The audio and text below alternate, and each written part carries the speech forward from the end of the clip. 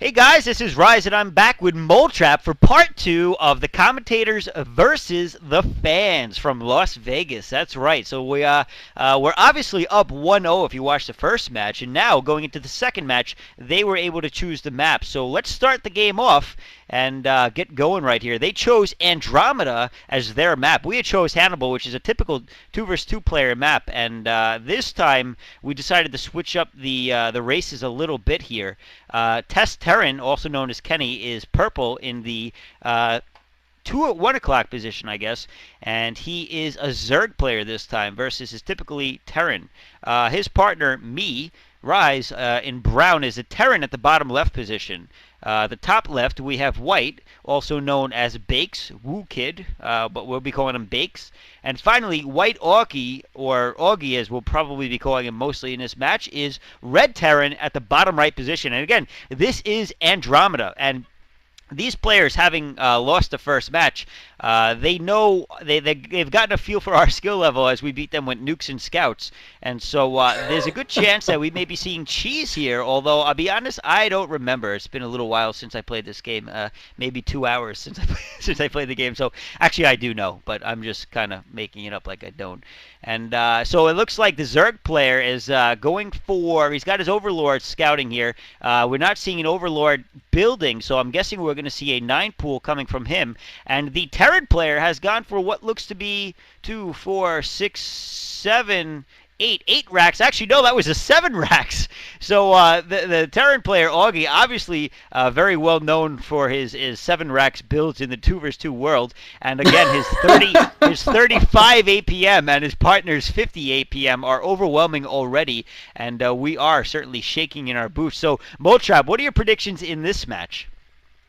I predict that at some point during the game, these two guys are going to combine to equal over 100 APM together at some point. They just broke. They almost broke that. Sorry. Almost. That's okay. So anyway, I don't have any particular predictions here. It looks like, sorry, I have to keep remembering the names. Bake's going for a pretty similar thing here, going for a spawning pool. Last time he went for a hatchery after that. But this time he's actually opted to just go for some quick Zerglings off of what looks like it may have been a 9 pool or an over pool. I didn't see when he put the pool down, actually. 9 pool. 9 pool, okay. And whereas on the other hand, Kenny's gone for an expansion, so he could be theoretically in a little bit of danger. You know, he's gonna have his pool down a lot later. Now, unfortunately, I mean, in 2v2, you kind of wanna put pressure on early. The best way to go about it is to combine armies with your ally and take out one of your opponents, and hopefully have some sort of way of defending your opponent from counterattack. But last time they didn't put any pressure on, and they kind of missed out on that kind of strategy. But this time, we do see Bake sending out his first Zerglings to Kenny, and Kenny doesn't have a pool yet, so he's going to be in a little bit of trouble from these early Zerglings. It's almost like a Zerg versus Zerg on the top and a Terran versus Terran on the bottom of the map at this point. And we've seen those Zerglings run in there. They're going to be able to probably get some drone kills because Kenny has nothing to defend this. He's trying to micro his Zerglings, his drones a little bit to get him out of the way. 1 drone has already gone down. There are only 6 Zerglings, but more are incoming as well. No, oh my god, a drone coming in. I don't know if that was a mistake or if he's planning on an offensive sunken colony. Oh no, his spawning pool is going to go down. He's targeting the spawning pool. Kenny got 4 Zerglings made before his spawning pool was killed, so he is definitely going to be in trouble. And of course, the ally, Augie, also coming in with some Marines to do some damage as well. I'm sorry, 6 Zerglings. He was able to make a couple Zerglings at his expansion, but basically Kenny's completely hosed here. And he's completely out of the game. Rise, you're sending some Marines up there, but I don't think it's going to do enough good at this point. It looks like Kenny might even get eliminated here in just a minute, and it's going to be a 2v1 for Rise. Yeah, I think you're right, actually, considering this is about, his hatchery goes down, and now Kenny has no buildings. He's got another hatchery at his expansion. At this point, Kenny is actually telling me on vent that I should counter rather than try to save him, as he basically is out of the game at this point. And while he's about to lose that hatchery, he does have enough minerals, so it was certainly possible, but unlikely that I could save him, considering the amount of lings that he had over there and what I had for reinforcements. And here you can actually see Brown, Terran, myself going in to do a counter, but already there's a sunken colony or two going down, and my SCV is actually trying to weaken them as best as possible, but it's too late. They get up in time, and I have to retreat, already losing two of my Marines. So this counterattack is not going to work out, and you're right. I am most definitely facing off in a 2-versus-1 at this point, as Kenny is down to just his extractor and 0 drones. So he has no building units. He can potentially make a drone and a new extractor, but that is about it, or 2 drones. But that's not going to do him any good, since he has nowhere to collect his minerals too.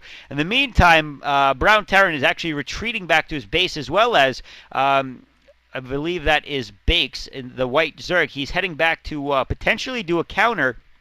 Or not a counter, but basically another attack. And Kenny is, in fact, eliminated. He builds a couple of drones at the last second, but that's not going to do him any good, just to kind of distract these units a little bit more. And here we see the white Zerg player, Bakes. He has got a fair amount of lings, 2 control groups, basically, and he's sending out some drones. I think that the rally points are still set to Kenny's base, and he probably doesn't mean to send them there. No, there he goes, turns them back right now. Looks like these 2 players are mounting up for another attack on Rise at the bottom left. Wow, talking in third person is kind of weird. But Rise has medics out. Rise has 2 medics out, and he's going to be able to do a pretty good job of defending this, considering he's got 5 barracks. So he's also got a engineering bay, as well as I think Stim is already completed. I don't remember. A couple of fire bats out. Yeah, a couple of fire bats out as well. And I killed my old partner's Overlord, as it was kind of distracting me, and I didn't want to do it anymore. And also, Brown is also now Psylocked, so he is frantically building 2 new supply depots to try to get past that Psylock. But really, that's the least of his worries, considering he is in a 2-versus-1 position right now, with both players' units sitting right outside of his base. And it's going to be tough to win this game for sure. But the question is, can he do enough damage early on with this superior number of barracks to the other players? And battle going on. The Marines come out with the help of medics. It looks like they may take out the Marines, but no, Lings are coming in to reinforce. Fire bats are now in the mix. Fire bats jumping on the Lings later, and the Lings get taken down. All the units go down, and Brown actually manages to come out ahead in this attack. And the question is, what will Brown do next?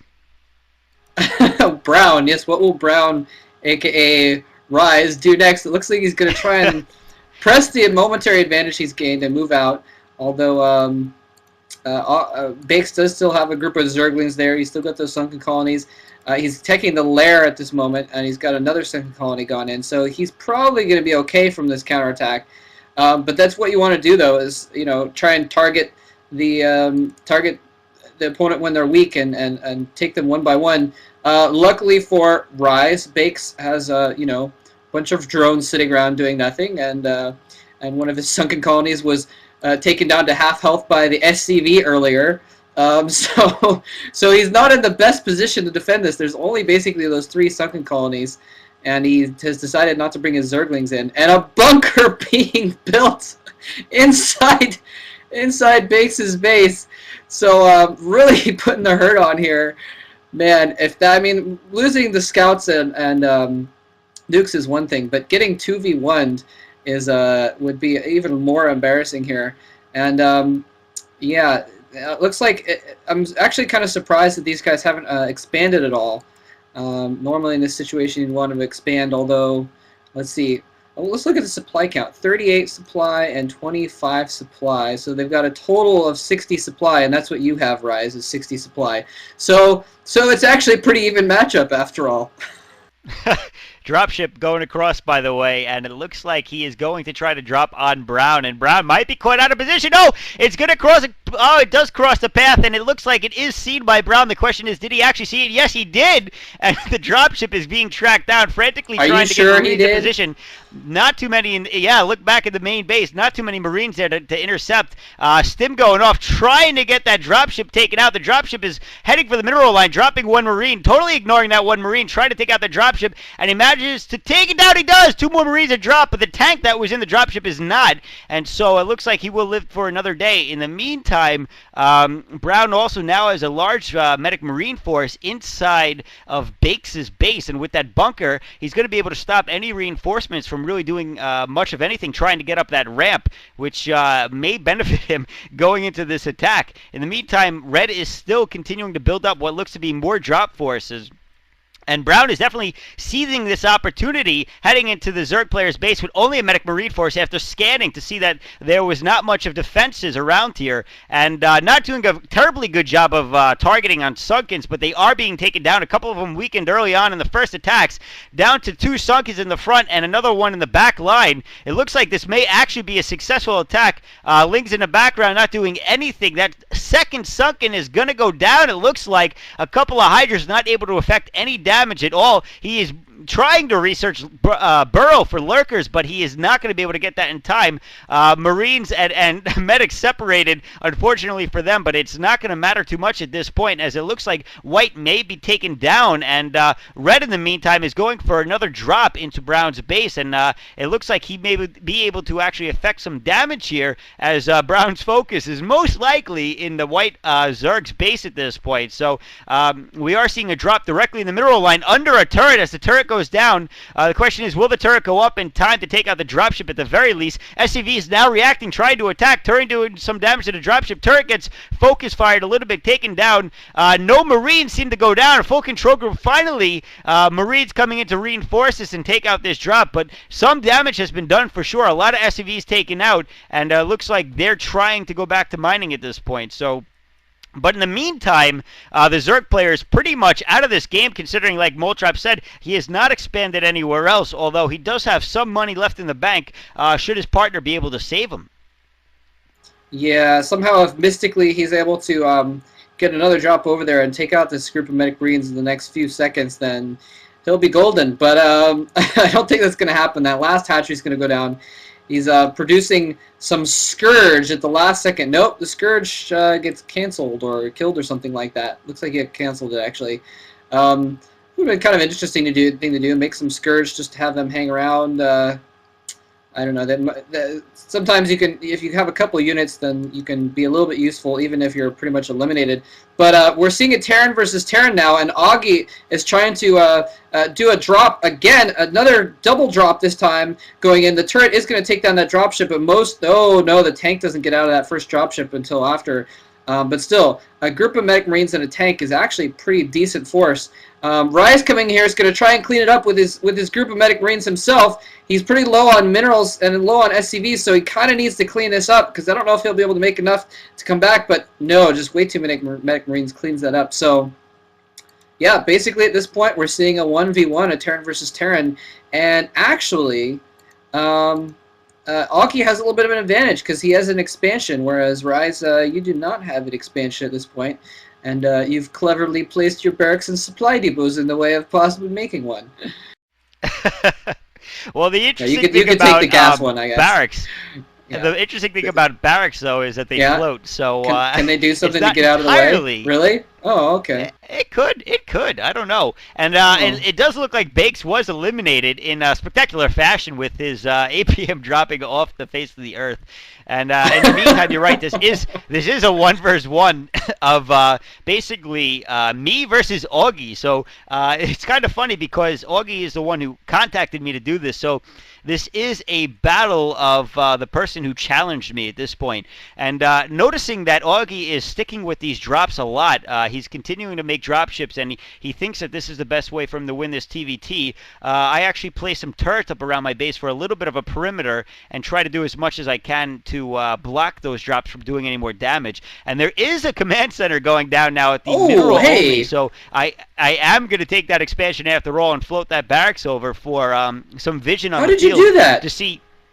I didn't know magic, buildings man, could do magic. That. Oh man. Neither does Augie apparently. I'm gonna have to do that with my hatchery next time I play. That looks like good tactic. Anyway, so yeah, getting that expansion up is gonna help a lot, especially since you're going medic Marine. Couple tanks out now to support as well, and 2 factories down. So I was going to ask, do you think he's going to switch over to mech? But I guess you would actually kind of know that. But yeah, Augie, on the other hand, is going mostly mech now. He's only got the single fact. Actually, no, never mind. He's still making a lot of mech marines. So he's kind of going with the Blizzard special build. Oh no, there's a second factory down there. Blizzard. The way the campaigns are designed, Blizzard kind of wants you to go for tanks supported by medic marines, and so he's kind of going for that sort of thing. Unfortunately, I guess no one told Augie that doesn't usually work very well in actual player versus player play. But is he going to drop on that ridge? No, he's going to go straight in. Oh, he might lose the dropships to medic marines. Oh, a single dropship. Two. Oh, no. Oh, no. All 3 dropships go down without a single unit going out. And that was a sizable force. That was a few tanks and half a group of medic marines, and of course the cost of the 3 dropships themselves. And now, Rise, you are taking Bakes' old base in the top left-hand corner as well. So at this point, I think I know that you're a decent player. You actually do have pretty good macro. I think in a 1v1 situation, it's only going to be a matter of time here. I gotta agree with you here because I do think I am an okay player. I could probably I think I play about the C- level, to be honest, for those who play IC Cup, which isn't great, but it's better than I've broken out of the D crappiness, basically, whereas these players have openly admitted to being D players. So honestly, it was probably a little bit unfair for me to be playing with Kenny against these kids, but you know what? They did do a very good job in the second game of taking Kenny out, and really, they had a great opportunity to win this match. So, I mean, we kind of took a big risk in the second match.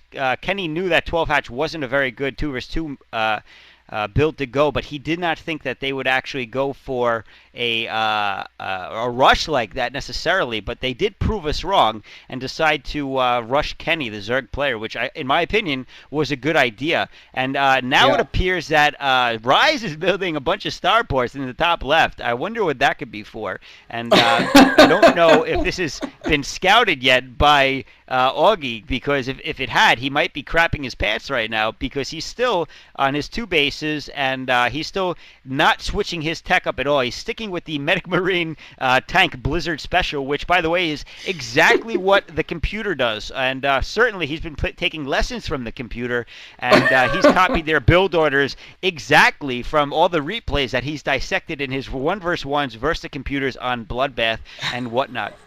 At the same time, you can see that there's actually a perimeter set up here to see pretty much any time a dropship might be coming out, with the exception of the top area that was not blocked well. And a drop going down. I forgot about that drop in the expansion of my base, but he's basically doing marine bombs into my mineral line and hoping the tanks take out some SCVs, but it did not work out well, and now they're being healed by medics. So that was a failed plan, and now control towers are attached to these starports. Science facility is almost completed, and I wonder what that might be. What could be happening here? Well, if it happened to have been, and I realize this isn't the case, but it happened to have been raids, then medic marines are actually pretty decent against raids. But I have a feeling those control towers indicate something along the lines of, maybe battle cruisers. I don't know. Could be mass Valkyries. You never know. But I'm gonna guess battle cruisers personally. But a little bit of a timing attack almost coming out for Augie here. He's got a lot of tanks and some marines to support moving in here. Rise, you do have the high ground, but not nearly as many tanks. Is he going to be able to move in here and get his tanks set up in time? Hopefully he'll comsat to try and take out those tanks on the top. He's going to have an easy time of taking out tanks on the bottom. But medic marines are going to charge in and take a lot of fire from those tanks. And basically both sides melting each other's armies here in the middle and ending up about even. 4 tanks on the ground for Augie, and a single tank and a group of marines left for Rise. Now Augie, he does have to basically move in here and do a lot of damage and try and take the game right now. Otherwise, in about a minute, there's going to be battle cruisers starting to come out, and that's going to tip things back in your favor, Rise. So high ground for the win. It was interesting you took that mineral only. on the high ground instead of taking the gas expansion. But it turns out that paid off, because then you were able to kind of hold that high ground a lot easier, without committing your forces to the low ground to defend that other expansion. So interesting how that worked out. And Augie still doesn't have that third base up. He's playing a little bit defensively. Maybe he was worried about a counterattack, but it's interesting. Actually, he's only got 3 factories, so he must have had those tanks lying around. It's too bad that he didn't send those tanks in along with that attacker. He actually might have succeeded with it. I agree, and battle cruisers now popping out, so 3 are there, and it looks like they're heading out. No, they just got scanned, and looks like they're going to head out and try to join the battle. But no, GG coming out of nowhere from Augie, realizing that he's got nothing to do with battle cruisers, which are being upgraded, and the game is won. The commentators take the first and second match, winning the best of 3. GG! And that is it. The commentators win the first ever commentator versus fans grudge match, and in spectacular fashion, in a finishing up in a 1 versus 2 battle. And I gotta say, I was a little bit worried at the start of that game. I did not think that was going to play out the way it did, but luckily for me, it did. So very nicely done by all the players. It was a good attempt at winning that second match by our D friends, the poker players, who may want to stick to poker. Stick with what you know sometimes, because StarCraft does not seem to be your strong point. And I apologize. No, I don't. You guys suck. No, but I had a lot of fun actually. So thanks for playing. And Moltrap, I don't know if you have any final thoughts on this best of 3 that we just watched. Yeah, a lot of really good StarCraft players tend to switch over and do really well at poker. It's interesting. I mean, like a lot of the famous early StarCraft players, especially the foreigners, Guillaume Patry, Elke, all of them, they ended up switching over, and now they're like top-class poker players. But apparently it doesn't go the other way around, interestingly enough. I do want to apologize to them for one thing. I want to apologize that we didn't make enough fun of you, because you did tell us to make fun of you, and in hindsight, I guess we didn't make fun of you as much as we could have, theoretically. Well, in hindsight, their hinds are probably very sore from the anal rapage that they just went through. First losing to Scouts and Nukes, followed shortly by a 1 versus 2, where there was not much that they could do about it. Yeah, maybe he saw that. He saw that I had the nut flush and decided that, man, it's time to GG, and he folded his hand, and that was all he could do. Maybe hindsight wouldn't be a very pleasant sight after all, so perhaps we shouldn't attempt to view hindsight of those games at all. But yeah, not even. Do you know what Augie's farts sound like right now? What? They sound like this.